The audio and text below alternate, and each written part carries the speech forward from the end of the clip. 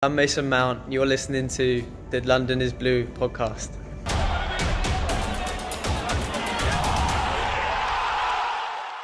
All right, Chelsea fans, welcome back to another episode of the London is Blue podcast. Your home of Brandon, Dan, Nick, and guest of the day, D. Peasy, David from We Ain't Got No History, longtime friend, travel buddy, but not so much recently, obviously. But it's great to have you back. How you been surviving not only the quarantine, but these flurry of matches here at the end? Hey, something to keep us busy during all this time. It's kind of nice. Thank you for having me back. It's good to be back. That's a formality. I mean, thankfully we've exchanged pleasantries before this. Nick, eternal pessimist, man of no predictions. This is going to be a tough one for you to get through based on all of the things that happened leading up to this match in your world.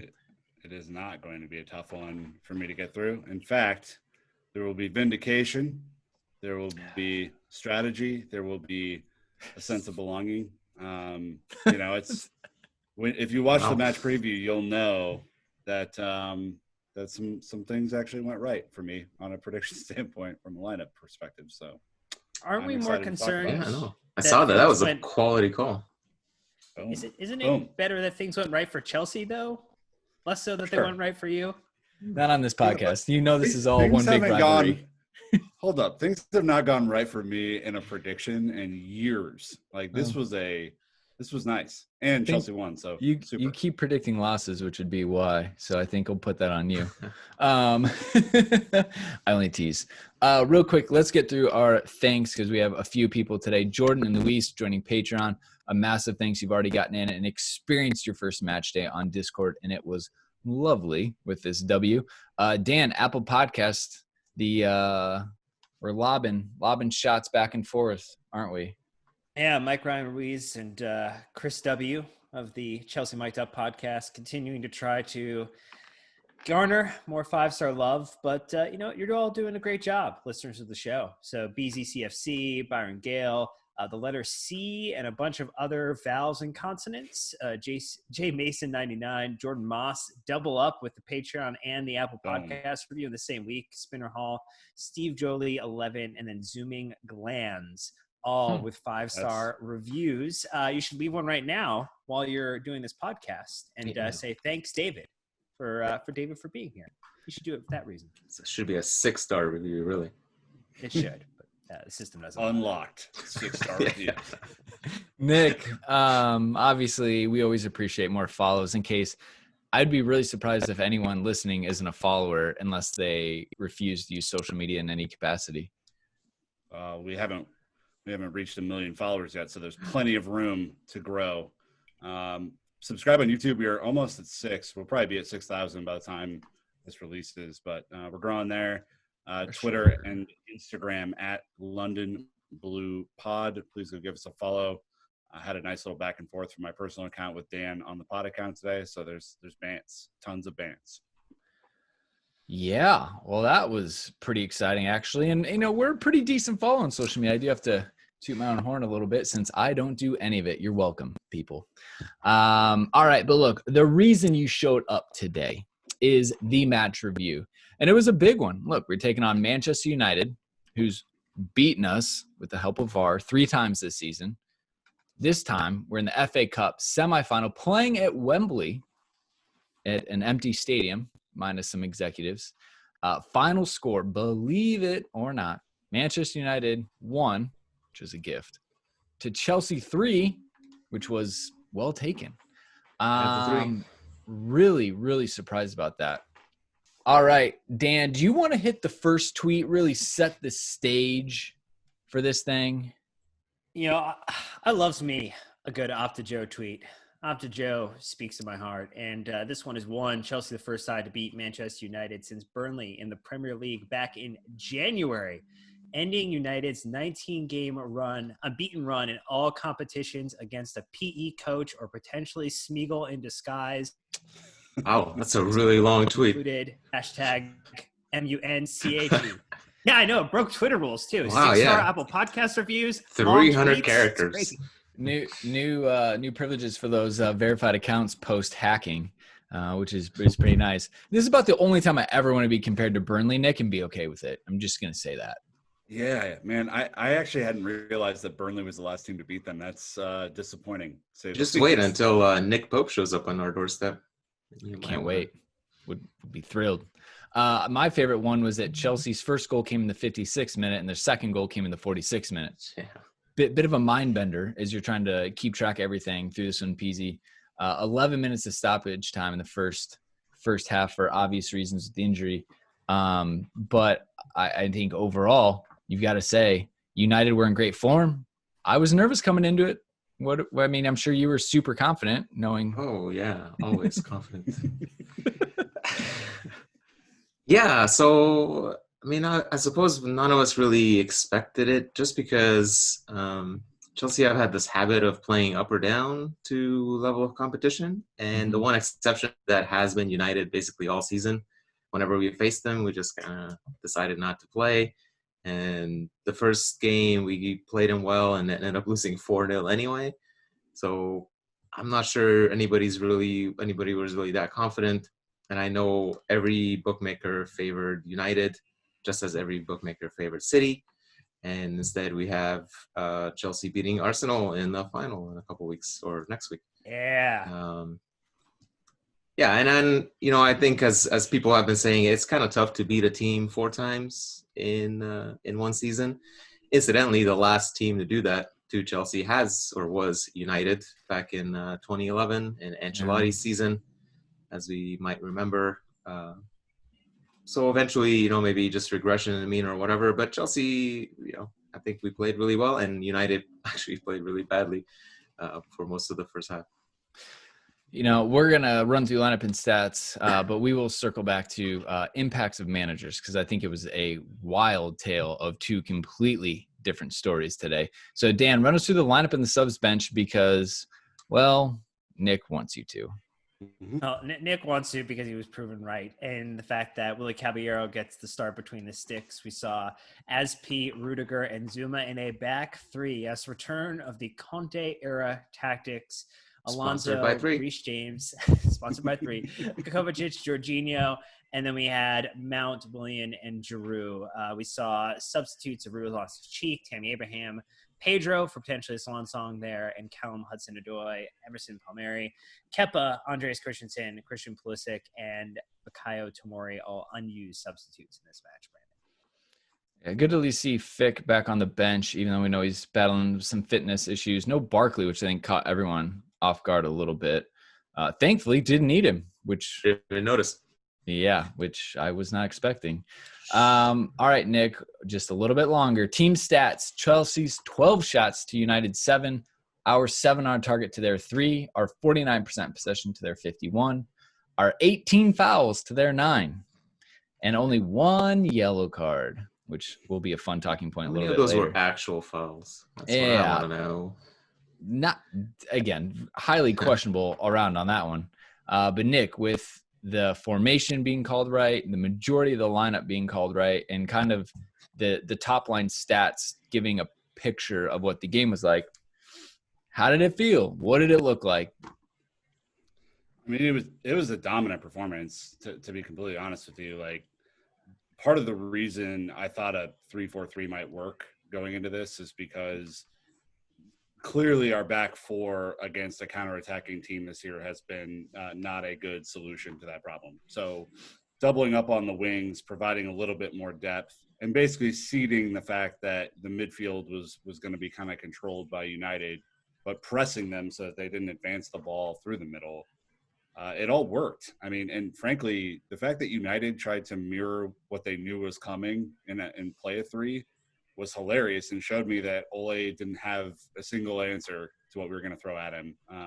United haven't played a 3 back as much as Chelsea have this year, and it really showed. I mean, they looked really disjointed, and I think Chelsea just did an incredible job of being disciplined in their approach and not overexerting at times. Like, the press was instituted every once in a while, but it wasn't necessarily the most consistent thing that we've ever seen.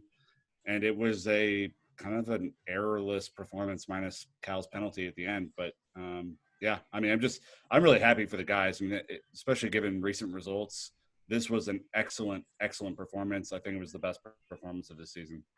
Yeah, I was surprised when you put that in writing and sent that to us. Obviously, that's a bit of a big claim, but the timing of the season probably elevates it though too.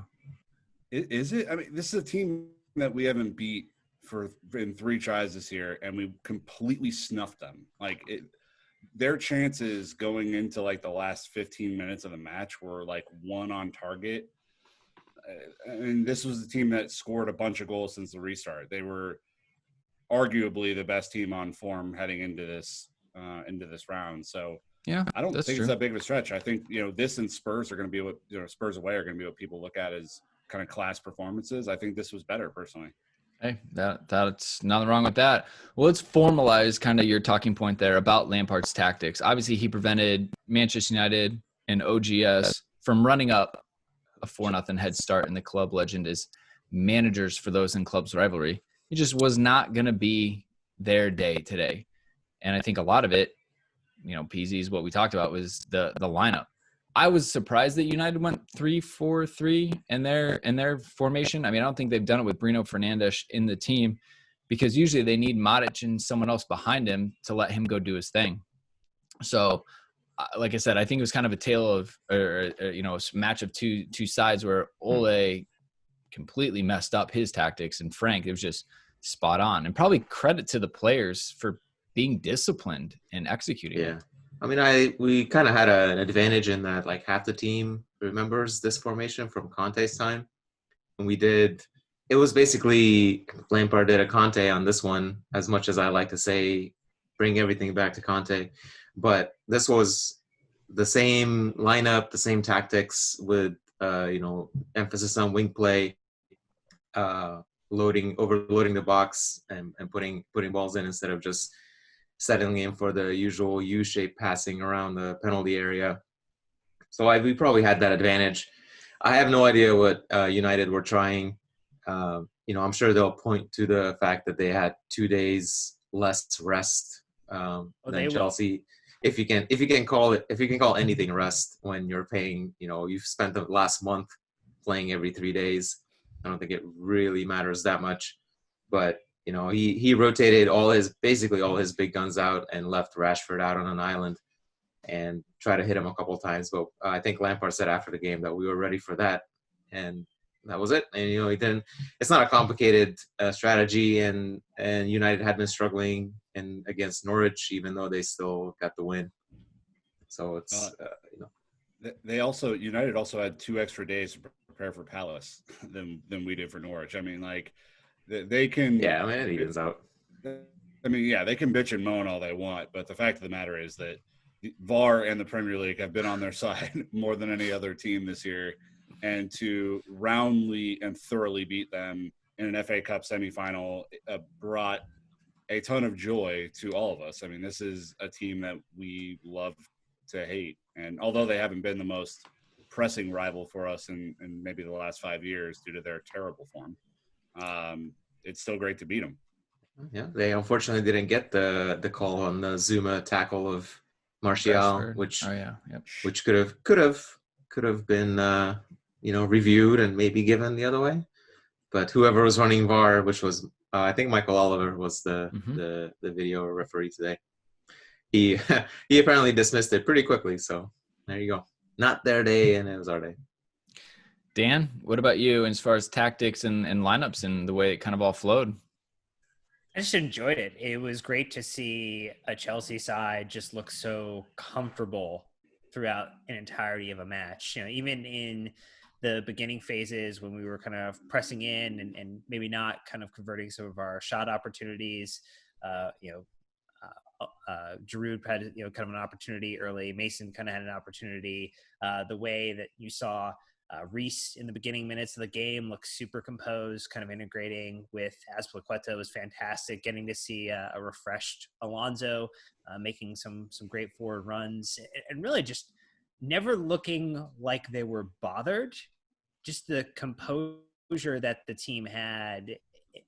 It looked like they just knew everything that was going to happen. And that's something I don't think we've seen very often from this team. I think Peasy kind of talked about the whole yo-yo type of results that we have, that if it's a lower table team, we play like we're looking to get promoted from the championship. And if we're playing Liverpool, for some reason, we look like the best team in all of European football or world football. And this is one of those moments where we played to the level – I actually played better than the level of competition.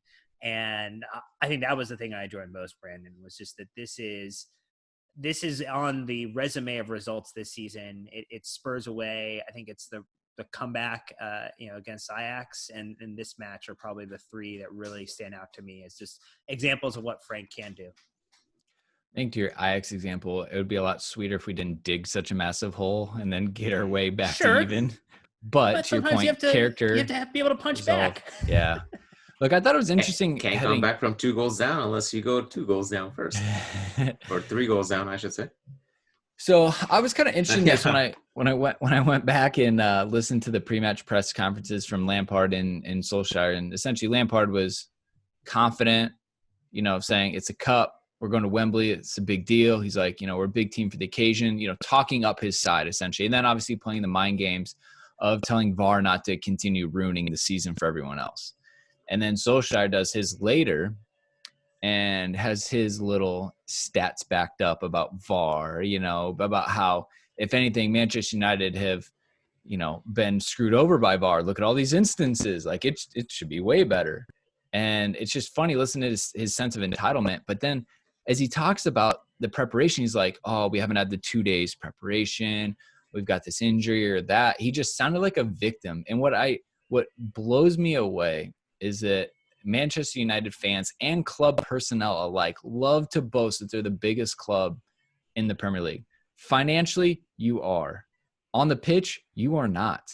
And when you have a manager already making excuses before the match about why it's not fair and all these things, it's a small club mentality. And so I actually was starting to feel pretty good. I'm like, the players listen to that. They're going to hear about, how you're tired and how, we've got this going against us. And it seemed like to play out today, because as the game went on, United just quit. There was no fight. There was no passion. There was no real interest from them.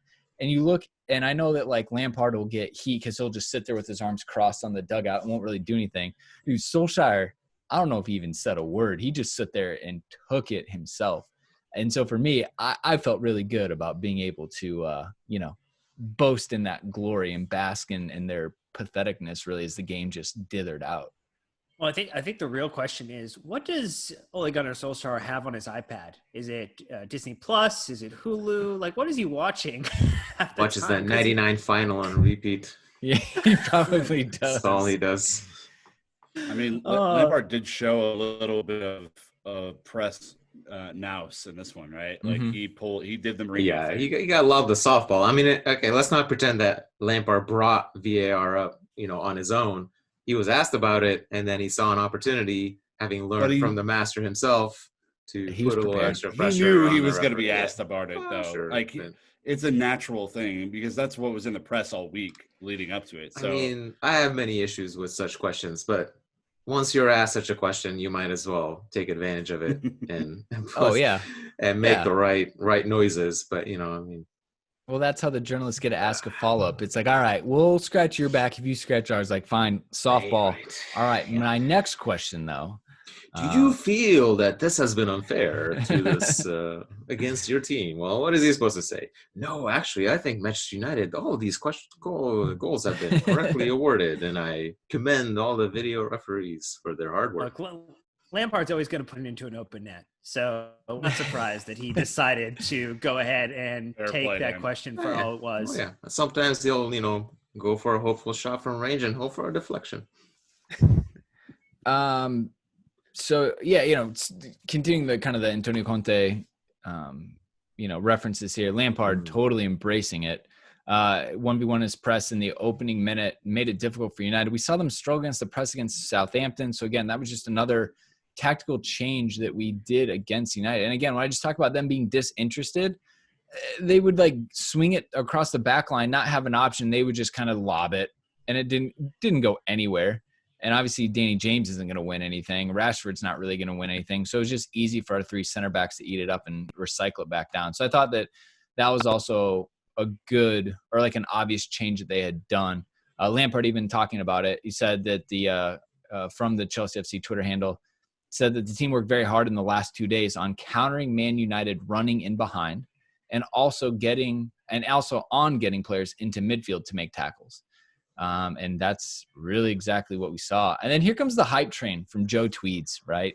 Back 3 FC, tweet number 1. And tweet number 2, Lamps, channeling Conte in parentheses, quote, "Oh, you think 3-4-3 is your alley?" No, you need to do the Bane voice, or don't do it at all. Oh, you think 3-4-3 was your alley? But you never adopted the 3-4-3. I was born into it, molded by it. I don't see it back 4 till I was already a man. And by the time there was nothing but blinding. And the back 3 betrays you because it belongs to me. I hope you had that written down. That was amazing. Yeah. So obviously, okay, good. Tweed snagging that and repurposing it quite well. Dan, your self-sacrifice is noted for the pod, and we appreciate that. It's what I wanted them. This is what I wanted them to do today, though. And what I thought was impressive was not necessarily just like the wing play, which I thought was excellent. And of course, you get Reece and Marcos Alonso with nothing but free space, and it's going to be pretty dangerous. But the midfield of, which we'll get to, the midfield pressing was excellent, and it made the whole thing work. So, I mean, this is a different 3-4-3, by the way, than what Conte played when he was at Chelsea. It's a much higher pressing, attacking, find gaps in between the lines type of thing instead of circling around a bunch of times. So I did want to make it's different because you didn't have N'Golo Kante. I mean, we all say he's worth 2 players, Peasy. I was pretty interested in watching that Kovacic Jorginho 2-man midfield and seeing how they were going to do in this situation. Well, it was Kovacic, but it worked well. Hold up, though. I mean, let's not do the "hey, Jorginho is terrible" narrative here, because I actually think he played a pretty excellent, disciplined game. And if you're at the end of the game after 80 minutes or so, and he's still chasing down Man United defenders to try and press the ball, I mean, I thought it was an impressive performance. Maybe the passing wasn't where it needed to be. You could argue that, but I think he didn't need to be. Kovacic, they have an understanding when they're together in that situation, so they look pretty good. It was solid. Every once in a while, we see Jorginho give a hint of being able to do something other than just what he's known for. And this was one of those instances where you think, maybe he is more of a complete midfielder than he's being given credit for by certain people on Twitter. But I mean, I'm kind of joking. I don't really mean to take anything away from Jorginho. I think he was good enough to play next to Kovacic today. I think Kovacic was excellent.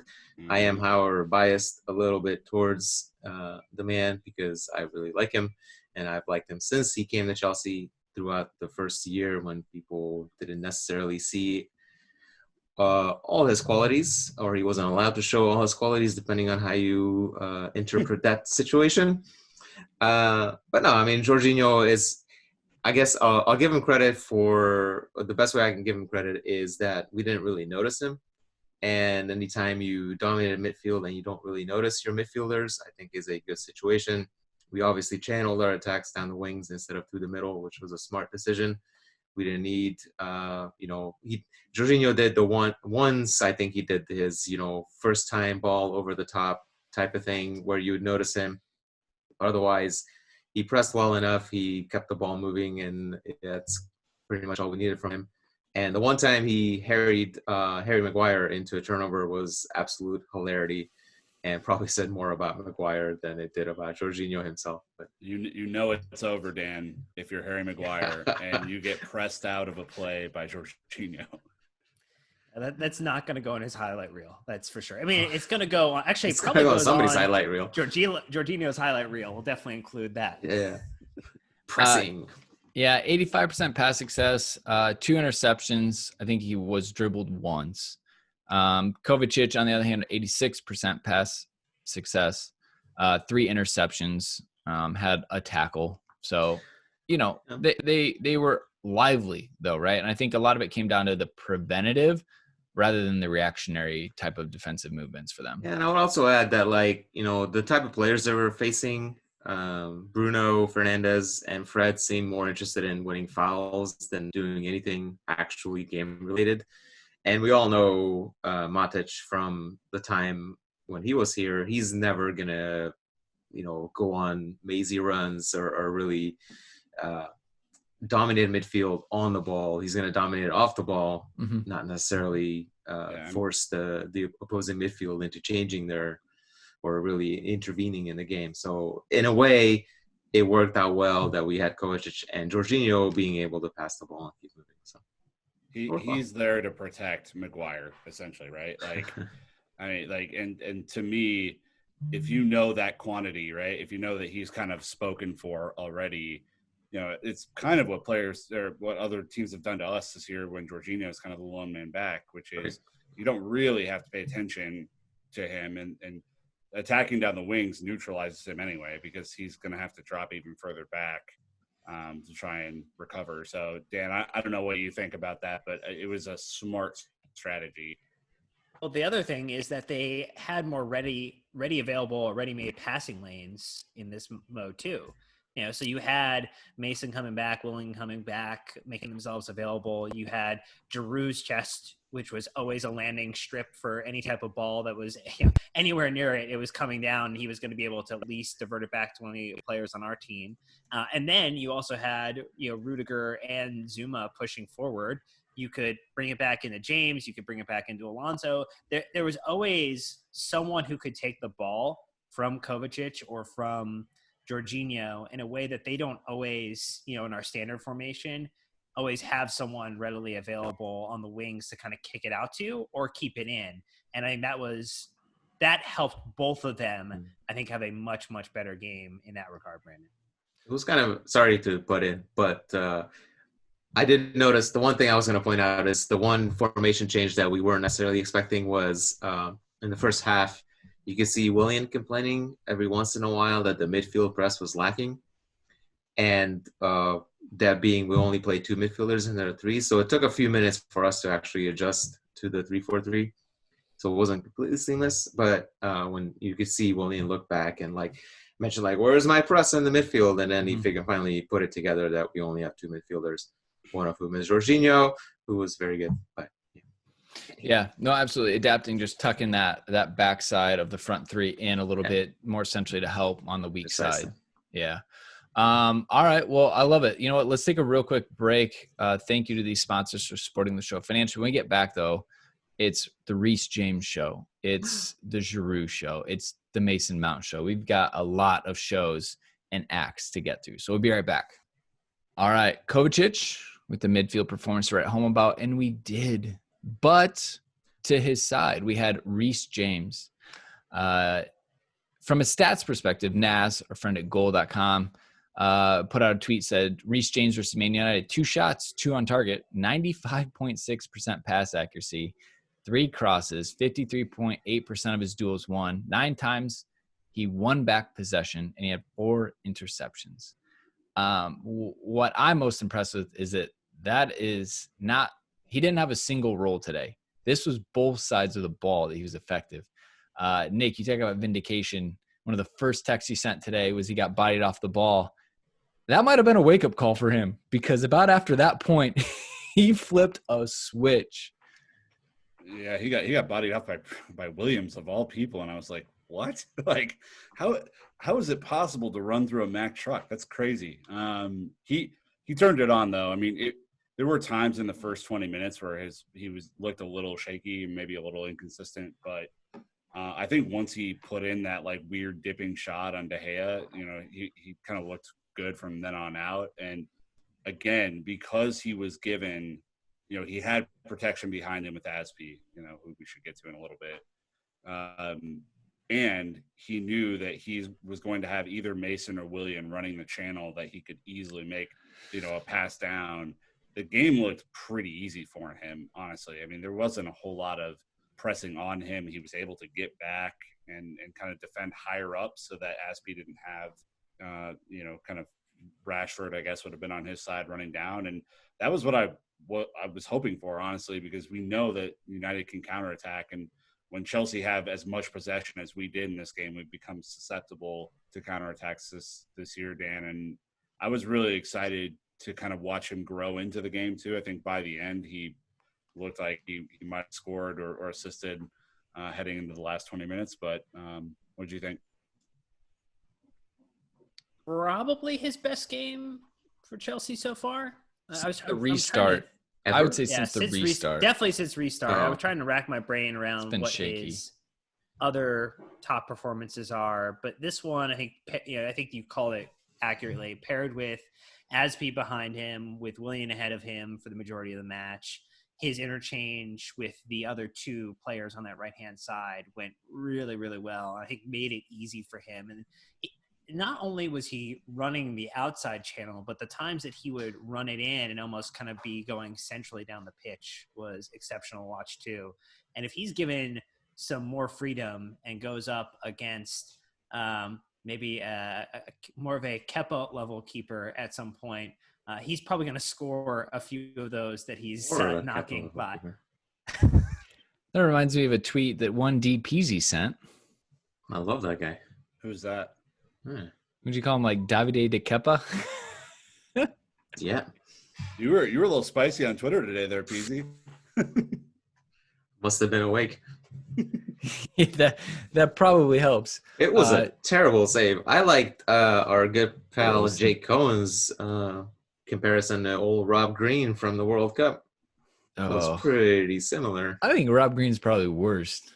But De Gea, for sure. But like De Gea is a shadow of himself. You talk about he's the epitome of not giving any cares in the world. Like that was such a routine save on Mason Mount's shot, which we're about to get to. Just couldn't be bothered to put his hands behind the ball. And it was, 2-3 years ago, one of the best keepers in the world, hands down. He is a shell. And I don't know if he's forcing his way out of United. I don't know if he doesn't like Ole Gunnar Solskjær. I have no idea who their goalkeeping staff is.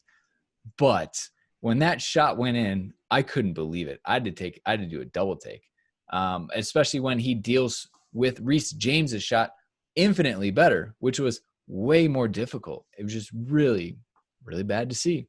So yeah, Reece James, good. Context being that he hasn't had a lot of minutes, so he's still trying to find his rhythm, I think, since the restart.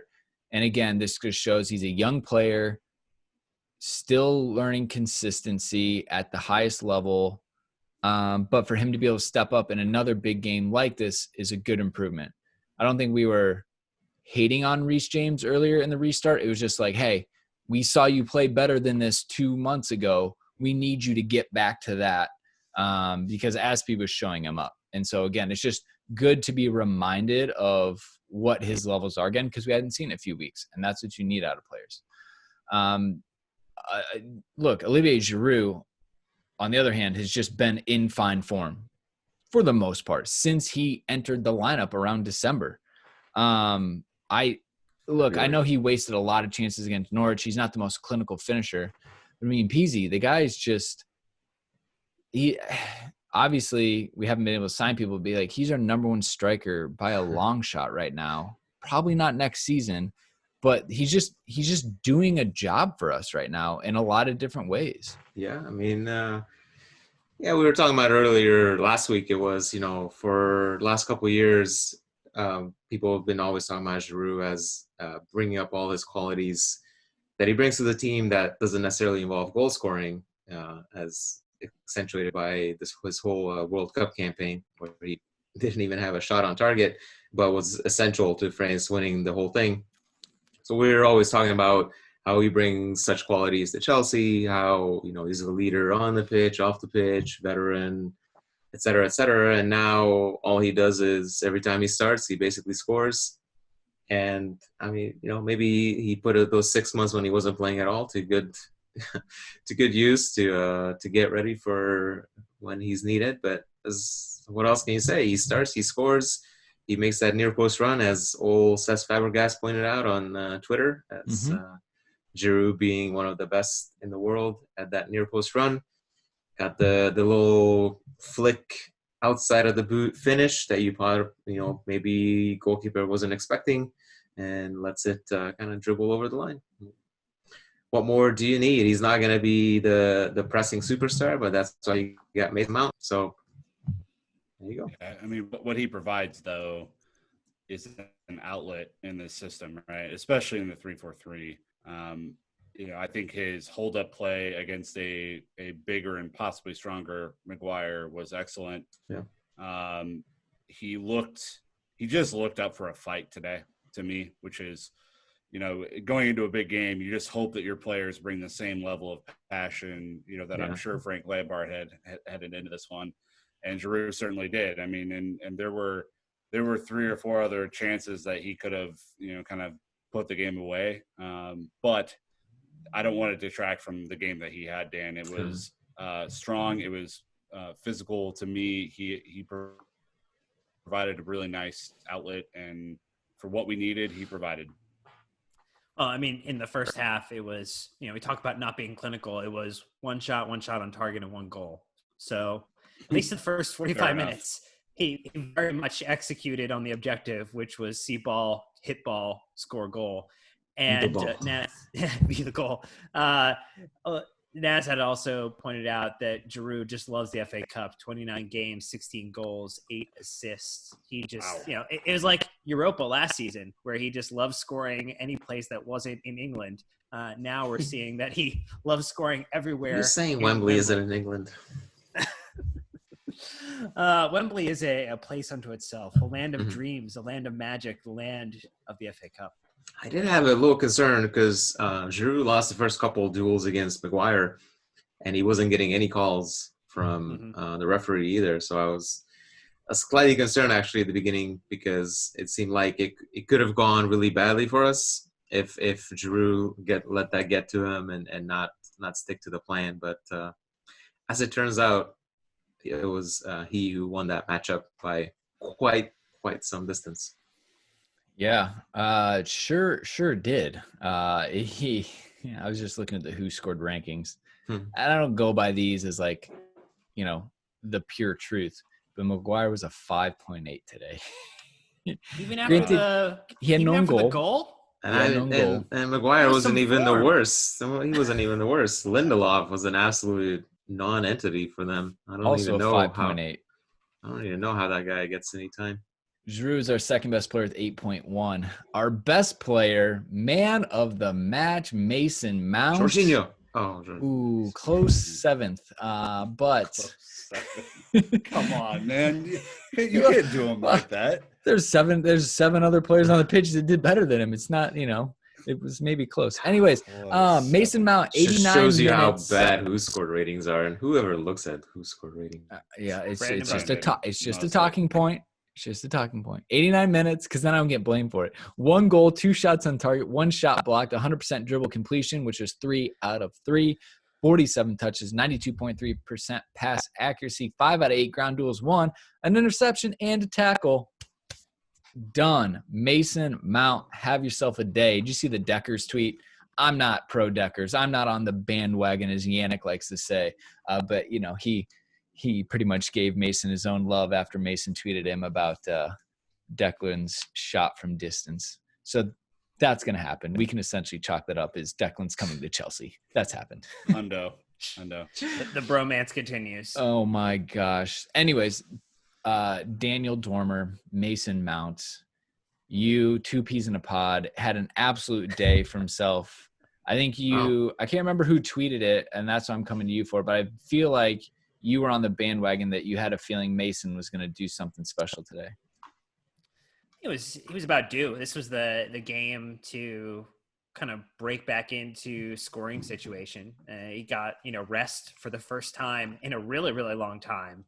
He has been a bit of a talisman. I think if Lampard called this out in post-match, that what he does off the ball doesn't necessarily get rated appropriately. I think it's it's the same way people feel about Jorginho and his passing. You know, again, there's a shading to all of this that, you know, people stan or enjoy certain players and, you know, want them to get recognition for something.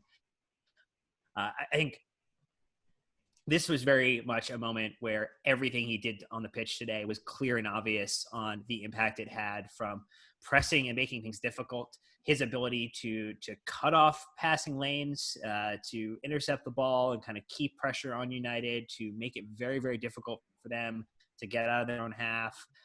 I just, in general, PZ, he is doing everything that you would hope for, and is, I think, cementing him. He's still, in my mind, cementing himself as, you know, kind of our player of the year, but with Kovacic as a close second. But you know, you can share your opinion. Interesting claim. Makes him out. I think I'm not saying interesting is bad. Interesting is, you know, I haven't really thought about it, but I'd always assume Kovacic would be our player of the year. But again, I'm a fan. Mason Mount, as it turns out, he is very crucial to the way Frank Lampard likes to play his football, and has been this season and has been last season, or was last season, with Derby County. And if Mason has a good day and a good game, doesn't have to be goal or assist or anything like that. If he has a good game, we have a very good chance of winning, and that's been the case basically since the start of the season. And I think it's only going to that relationship, or that correlation, is only going to get more obvious as we move forward with this whole project. It is interesting to see, though, Brandon, in a 3-4-3, when he is one of the kind of two attacking midfielders up top, that I think even more of his pressing becomes apparent because he's running at a defender with the ball instead of in the midfield trying to close someone down as an 8. And, you know, you kind of harken back to some of our best 3-4-3 performances this year, you know, kind of Arsenal, Spurs, you know, kind of Wolves, early season, whatever. When he starts on the left, and not saying that he's going to take that spot permanently, but when he starts on the left, he gives teams a hell of a lot of problems. And, you know, obviously he got a little bit fortunate with his goal today, to say the least. But, again, he made that opportunity happen himself. I mean, he made it in the midfield. He intercepted the ball. He ran at a defender. He made a defender make a choice. He made De Gea fall asleep, potentially, and made that goal himself. So I was just really happy. Yeah, give him the eyes a little bit. I was happy with that performance, and I think when we play 3-4-3, it gives Frank a flex option for either Willian or Pulisic, depending on kind of who has the most legs to play. Who's under contract at the time? That always helps, you know. Look, yeah, I mean, and again, I'd like to point out, I think he was surprised that he was so close to the box and the center backs were still dropping off. I mean, they were at like almost their penalty spot at that point. So he just pulled the trigger. And you, again, as I'm pulling out your text from our private group chat, you were like, hey, Mason's not on shooting boots today. And I thought it, but I was at work, so I didn't say it. I was like, you just got to keep shooting. Like, watch, one of these will go in. I didn't expect that one to go in, you know. But he meant to kick the ground. Right, but it did. He was never going to expect that one. At the end of the day, like, you got to shoot. You got to, you know, pick your numbers to win the lottery. Michael Scott and Wayne Gretzky will tell you. Yeah, you can't score if you don't shoot. Yep, and he did. But I, you know, also credit to Mason for playing not an 8, which he has done the last handful of matches since the restart. Really haven't seen him out wide in that situation. And, you know, to Peasy's point, like, his versatility and his understanding of what Lampard wants is, they're in touch. They're in sync. That year together was massive. On the telecast, you could hear Lampard multiple times go, good Mason, good Mason, good Mason. Like, you could hear him. It was, you know, it's like a father-son type of thing. But it was an impressive, flexible performance for the show today, and it gave a hugely needed break. Yeah, I mean, it's the type of setup that Conte tried to do whenever he moved Hazard into a center forward, and getting his left wing to work as hard as the right wing, which wasn't necessarily always the case with old Eden there.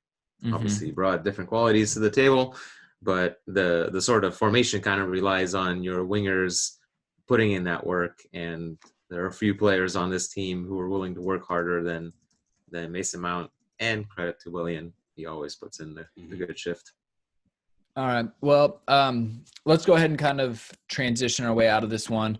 Obviously, a ton of good performances. We just picked out some of our favorites. Let us know, again, who you thought was a standout. I think there's, quite a few shouts. I think Aspie we didn't really touch on, but we definitely could have, without a doubt. And how about that? To you, sir. I saw you literally. It is his best position. It is. You literally typed that out in your lineup generator. I saw that too. We could also talk about Willie Caballero, who essentially had a shutout. No thanks to Callum Hudson-Odoi. You can talk about flap there on that corner. Yeah, but hey, he's due for one every match, guaranteed. Completely misjudges one-on-one or across. Tammy, Ruben coming on, Callum coming on, a lot of different talking points, but at the end of the day, it wasn't about charity minutes. It was about getting the damn result, and that 3-1 felt real good. How good did it feel doing a Dan of the match poll, Dan, knowing that you really couldn't lose this time? Yeah, it was great. I'm upset, it's so much actually. better when we win. So You're upset? Yeah. Everybody vote for Dan in the Dan of the match? The one time I try to influence your damn poll, I just get absolutely locked out. Well, you wanted De Gea to be in there, and Am I wrong? I appreciate I appreciate his charity. I did not feel like it was fair to our wonderful efforts in the. I'm blue so shirts. confused. I thought Brandon was like a card-carrying goalkeepers union. It's true. Member. All he's doing is throwing De Gea under the Kepa under the bus. Man, did you get locked out? What happened? Absolutely not. Forgot to pay your dues? This fall from grace is widely noted. All right. Anyway, the players we put in there, Giroud, James, Kovacic, and Mount. The players you put in there. The players it's I put royal we. The royal we. Giroud shades Mason by just a little bit here in our official poll, 33.1 to 32.8. You can't count Twitter for anything, so congratulations, you failed. But you might get it right next time. No better incentive to vote than Please vote next time to hear yourself be disparaged on the podcast. You absolute failures. Continue to vote. It's called just motivation. Vote correctly. You heard of it? Just reverse psychology to the nth degree over here. All right. Well, I only do this because I love you. It's true. Well, the table is not a thing here, so we have a bracket as it stands. There's only one left. It's an FA Cup final. Chelsea versus Arsenal, red versus blue. It is on Saturday, August 1st. My birthday is the 2nd, so I'm going to be cashing in all birthday points on this match to get the result. That's how birthday points work. I'm going to make it. We have to. It will be good, dare I say, to see Arsenal in the final over Manchester City, even though Arsenal kind of wiped. God. Now, here's the deal. Who has the Pep Guardiola handbook? Brandon. It would be Arteta. Arteta would have the Guardiola handbook, and he clearly used it. It's like in Waterboy when they in the national title, and he's got literally the other coach's playbook. It's like that. Anyways, Naz tweeting 13 of 16 FA Cup semifinals won. I said it in the preview, right? Cup specialists. Chelsea know what to do. Manchester United don't know shit. Pretty sure we lost Arsenal in the last FA Cup final, so I appreciate your confidence, but somehow they always have this. We're talking about the semifinals. Thank you, DPZ. Now, I thought this was a great link back, though, is that this is the 50th anniversary of its first success in 1970. Again, it would be a nice silver lining to go with it, but at the end of the day, we don't care if it's our 50th, 37th, 64th. We just want to win the cup. But again, what a fun silver lining. PZ, what are the odds we're going to wear those kits in the final? We have to, right? Apparently 0. I'm highly disappointed. 0, for sure. I'm highly disappointed that those kits have only been worn once, I want to say. Was that the one time they wore it in the third round? What a waste. Oh, you know how much I'm not agreeing with this decision. I think this is a terrible decision. I thought the whole idea was that we're going to be wearing these kits the whole time. And now that, Yokohama or whatever is out anyway. I figured this was the perfect time to wear him today. We didn't wear him today, so I think there's very little chance that we wear them in the final, unfortunately. Yeah, So I agree. turns out it was fully a marketing grab only, not anything got all more my money. significant than that. But hey, it is what it is, I guess. On Arsenal really quick, I'm sure many of you watched their semifinal. They looked really good. I'll give them credit. I mean, it was Dávid Luiz showing up with another big game performance every time. And his audacity to say what tweeted he said after the match, as if he's been on a run of fine form for months. Yeah. In his world, I'm sure he's been. We wanted him to work it out of his system. So he got the good performance, the 10 out of 10 out of his system, so that when he comes and I plays don't know, man. It's tough to bet against Dávid Luiz in a cup final. He's semifinals, different story, but final. I think the team, like the team that we're going to play in Arsenal in the final, is a far different team than we played earlier this season. They look confident. They look less kind of superstar focused and more kind of team oriented. And it will be a fight. And, you know, I think it's their only chance to do something positive this year, and that's an incredible motivator. So, you know, top four's out. Europa League looks a little dicey. You know, if they win the FA Cup, they're automatically qualified for Europa, which is another thing. So, just a thought on them. It's going to be an absolute battle in final. Joe, Dan. It's not going to be like the Europa League final. I doubt it. No. Dan, you have another Joe tweet in here. 14. Chelsea have reached their 14th FA Cup final. Indeed, only Arsenal 21, including 2019-20, and Manchester United 20 have made the final on more occasions than the Blues triumphant. So again, this will be Arsenal's 21st appearance in the final. United have 20. That doesn't mean they've won it. That just means they've appeared. So we'll have to see. But Nick, I think you have a really smart analysis of the fact that this is a very different Arsenal team. And for whatever reason, things are starting to fall into piece right at the end of the season that I think is going to give them a lot of confidence to do some business this summer and build off what Arteta's doing. And there would be no better way than for them to go to these transfer potential signings and be like, I got an FA Cup. We won something. Do you want to play on Thursday nights? Look, I get it, but winning something in the FA Cup it'll carry. Think about this. It was not too long ago that we were making fun of them for losing to Brighton in the 95th minute after Mopé stole the game from them. Like they've certainly turned it around. I think fans of the show will also note how much I absolutely loathe them. So I really, truly want us to embarrass them again in the final. Don't get me wrong. I just think they're going to be a tougher proposition. Yeah. And you will note that they did play a back three really effectively against City, much like we did against United. So it's going to be interesting which team plays it better. Yeah, look, it's going to be massive. Anytime Chelsea play Arsenal is a big one, let alone an FA Cup final. Red versus blue is the way those finals usually go. We got to take care of business and do it. But look, there's still a lot to be done in the Premier League side before that. You know, clinching top four ahead of that is going to be a massive boost. We have 2 matches left, Liverpool, and then we have Wolves, the last match of the season. So if it were to end with an FA Cup and a top 4 after having no transfers for 2 windows, it'd be an unbelievable first season for Frank, like without a doubt. The problem is being out of the top 4 and losing an FA Cup final to Arsenal would be a hard way to end that same season. So a lot left on this one. It's on a knife's edge, you're saying. Oh my gosh. It is not fun. But yeah, Peasy, it was great to see you. Great to hang out, man. We're not going to mention that Leicester lost again today. And thus, I mean, we can. Agent Mourinho. They look shambolic. Yeah. Well, I mean, essentially one win of the last 2 That's right.